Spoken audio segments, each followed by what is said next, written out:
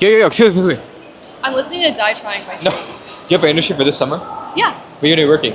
I'm working at Sanctuary for Families in New Really? York City. In New York City? Yeah. Damn, okay. By chance, I go in the country interviewing the top students for their top internships, and since you're working at the top nonprofit, let us you down like a small interview with me. Sure. So what exactly are you going to be doing this summer? Intern for the Sanctuary for Families nonprofit in New York City. So what do you think is the biggest mistake you see with students though when networking? When people network traditionally, I feel like people are just always trying to go for like fields or like areas that they're most familiar with or interested in. But I think that's a mistake because a lot of times like you should keep your options open. I think as undergrads, it's important to kind of like talk to people in like different industries, like different fields of law particularly, because you really never know like how that connection is going to be helpful for you in the future. So speaking of talking to everybody, what is the best question that you've asked in a coffee chat though to stand out? Something that's made me stand out in a lot of like coffee chats is talking more about like the community and like the impact that like the company or like the nonprofit has on like the local community. I'd say for me, because I go to school in New York, and then so asking and like talking about what the company, the nonprofit, or like the law firm does for the community is something that a lot of people have been very interested in and like to talk about. And everybody says the job market is really cooked. What do you think is the one thing that students overlook when trying to land a legal internship? I think more than like something that people like overlook, I think a lot of students that are like particularly pre-law think that it's really hard to get a legal internship because oftentimes like law firms and like companies, nonprofits are looking for like L1s, like L2s, like actual like current law students. But I think that students really need a cold email because that's a lot of like the things that I do. Like I reach out to a lot of like nonprofits and like ask, oh, I saw that you have a posting for like an L1 or like law students, but do you happen to offer like undergraduate internships? Feeling like they're blocked off because they're undergrads. But I think it's really important to actually like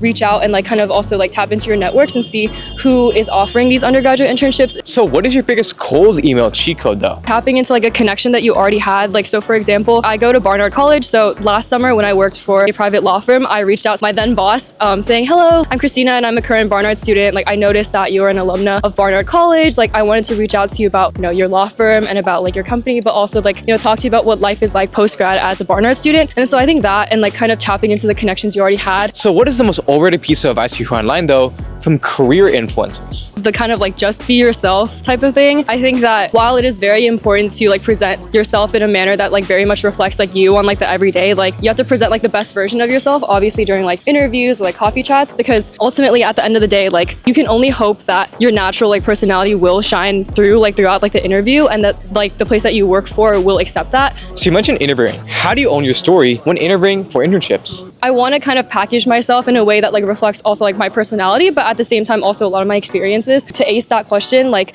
think about, you know, your past work experiences, but also think about like the things that you're most proud of in like the work that you've done, and then kind of make sure to kind of present that in a way that's like palatable while also not sounding like you're trying to like flex